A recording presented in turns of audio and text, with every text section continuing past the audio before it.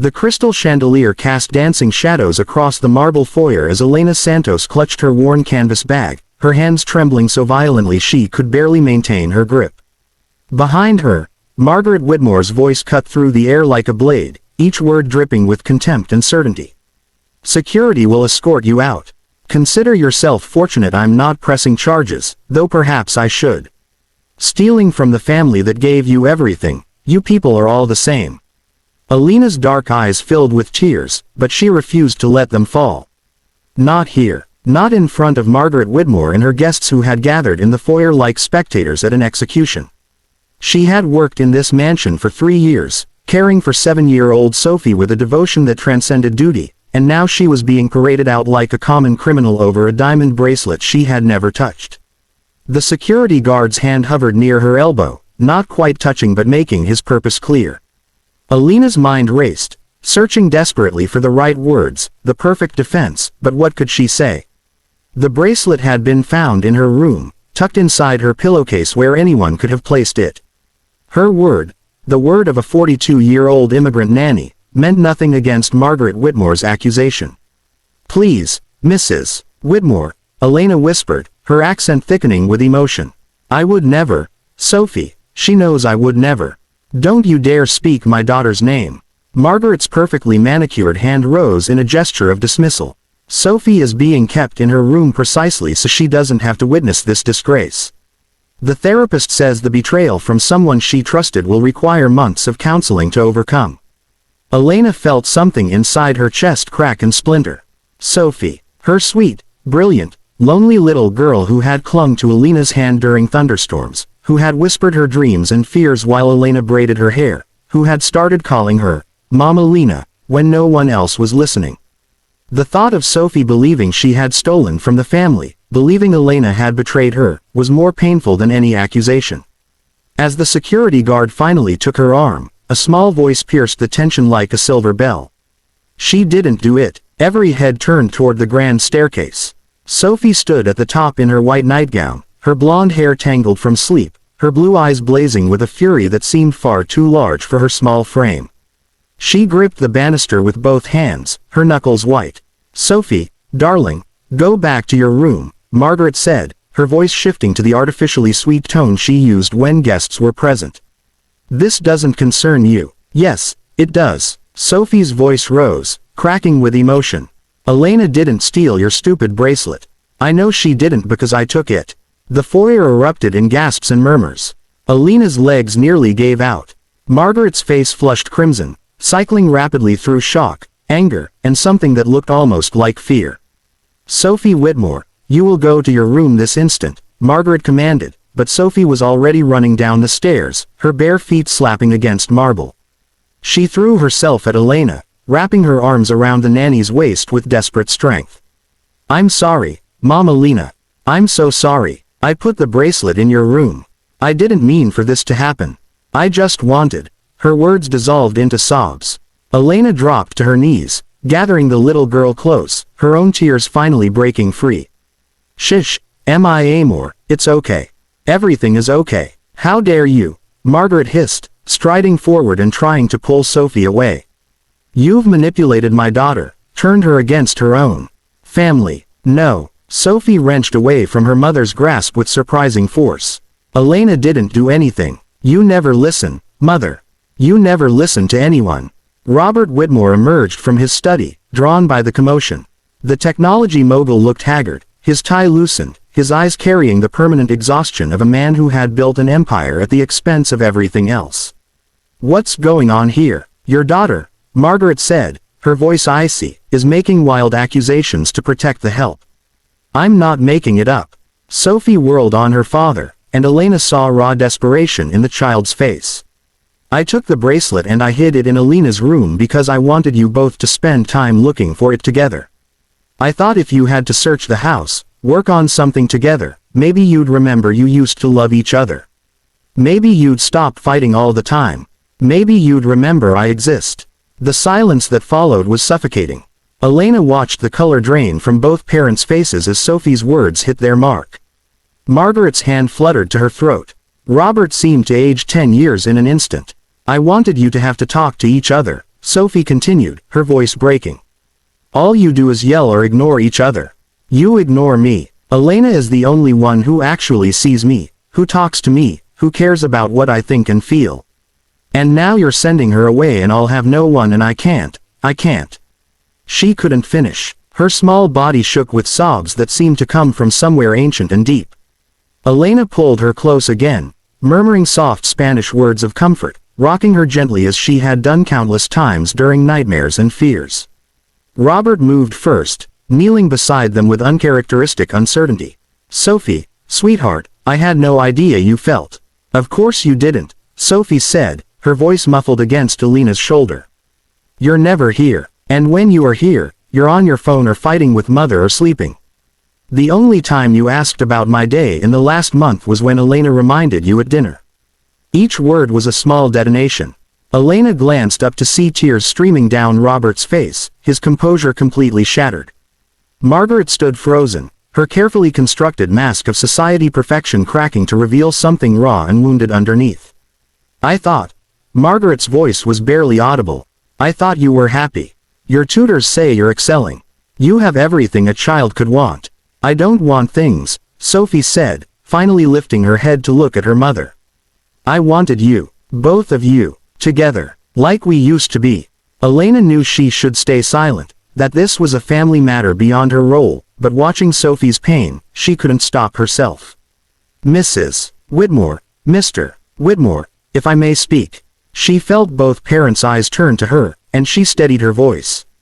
Sophie, she is a child who has everything money can buy except what matters most.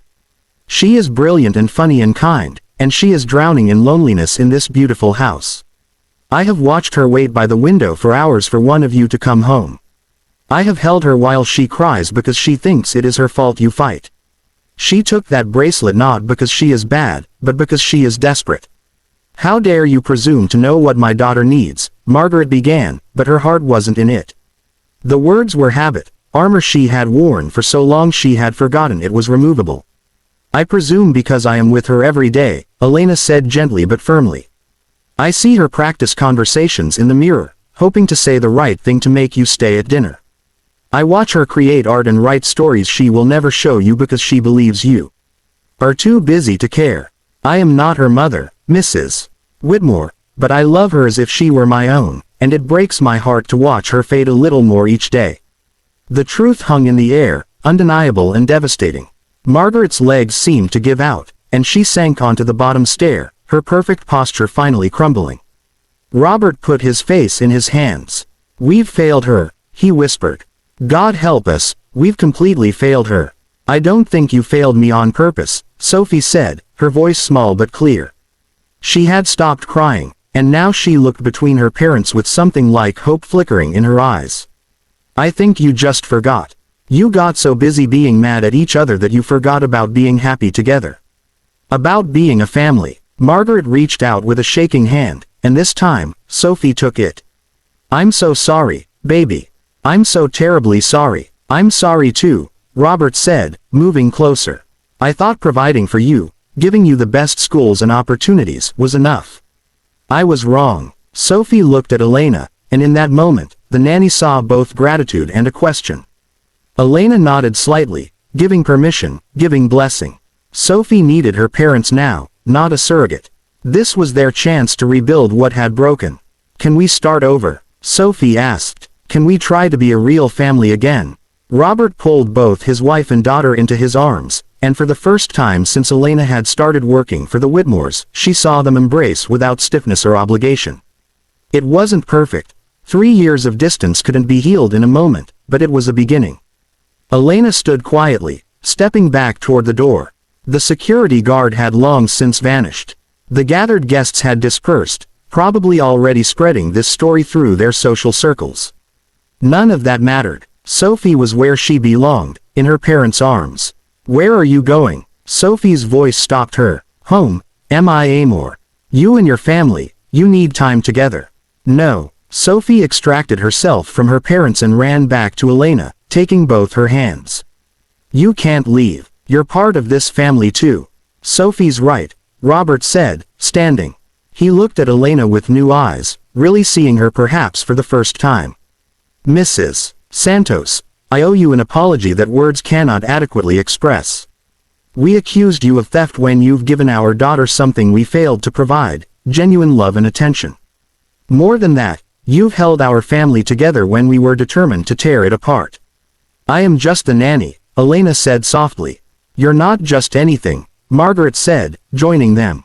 Her eyes were red, her makeup ruined, and she looked more human than Elena had ever seen her. "You've been the mother Sophie needed when I was too proud and too hurt to be present. You've been more family to her than we have. If you can forgive us, if you can stay, we would be honored." Elena looked at Sophie's hopeful face, then at the two adults who were finally starting to understand what they had nearly lost. She thought of her own daughter back in Guatemala, now grown with children of her own, who had encouraged Elena to take this job so she could send money home. She thought of how Sophie had filled some of the emptiness that distance had created, and how Sophie had found in her a safe harbor in this storm of wealth and emotional neglect. "I will stay," Elena said. "But things must change, not just for Sophie, but for all of you." "Anything," Robert said immediately. "Family dinners. Every night when you are home. No phones, no work. Time together. Also, Sophie needs you at her school concerts, her art shows. She needs you to know her teachers' names and her friends' names. She needs you to be her parents, not just her providers." "Done," Margaret whispered. "Whatever it takes." Over the following months, the Whitmore house transformed. It wasn't easy or instant. Robert still traveled for business, and Margaret still had her social obligations, but they carved out time for Sophie with fierce dedication. Family dinners became sacred. Weekends were protected. They started attending therapy together, all three of them, working through the wounds that had accumulated. Elena watched Sophie bloom like a flower finally receiving sun. The little girl's artwork became brighter, her laughter more frequent. She still came to Elena for comfort and conversation, but now she went to her parents too, and they were there to receive her. One evening, 6 months after that terrible night in the foyer, Elena was preparing to leave for the day when Margaret stopped her in the kitchen. "Elena, I want to thank you," Margaret said, her voice soft. "Not just for staying, but for having the courage to tell us the truth we needed to hear. You could have stayed silent, kept your job, but you risked everything for Sophie." "I did not think about risk," Elena admitted. "I only thought about what Sophie needed." "That's exactly why you're remarkable." Margaret paused, clearly wrestling with something. "Robert and I have been talking, and we've made some decisions about our future. We're scaling back our commitments, both of us. We're putting family first, and we want to make sure you're compensated fairly for everything you've done." "Mrs. Whitmore, that is not. Please, let me finish." Margaret smiled, and it reached her eyes in a way Elena had rarely seen. "We're tripling your salary, and we've set up a college fund for your grandchildren in Guatemala. We're also making you an official part of Sophie's care team, not just a nanny but a family coordinator. You'll help us make decisions about her education, her activities, her well-being." Elena felt tears prick her eyes. "That is too much. It's not even close to enough," Robert said, entering the kitchen with Sophie at his side. "You saved our family, Elena. You helped us see what we were losing before we lost it forever. How do you put a price on that?" Sophie pulled something from behind her back, a framed drawing showing 4 figures holding hands in front of a house, the sun bright overhead. The figures were labeled Mama, Papa, Sophie, and Mama Lena. "This is our real family," Sophie said, handing the drawing to Elena. "All of us together." Elena took the frame with trembling hands, her vision blurred by tears. She had come to this country, this house, looking for work to support her own family. She had found so much more, a second chance to mother, a little girl who needed her, and the opportunity to help heal wounds she hadn't caused but refused to ignore. "Thank you," she whispered. "Thank you all for letting me be part of this." They stood together in that kitchen, so different from the cold foyer where Elena had nearly been cast out in disgrace. They were an unlikely family, bound not by blood but by choice, by crisis, by the courage of a 7-year-old girl who refused to let the people she loved destroy themselves. In the end, the diamond bracelet had been exactly what Sophie intended, a catalyst for truth. Sometimes the most valuable things we lose aren't jewels or money but connection, presence, and love. And sometimes it takes the wisdom of a child and the bravery of someone with nothing to lose to help us find our way back to what matters most. Elena hung Sophie's drawing in her room that night, right above her bed where she could see it every morning. 4 people holding hands. A family, imperfect and hard-won, but real in all the ways that counted. Some families are given to us, but others we build through dedication, honesty, and the revolutionary act of truly seeing each other. And that, Elena thought as she turned off the light, was worth more than all the diamonds in the world.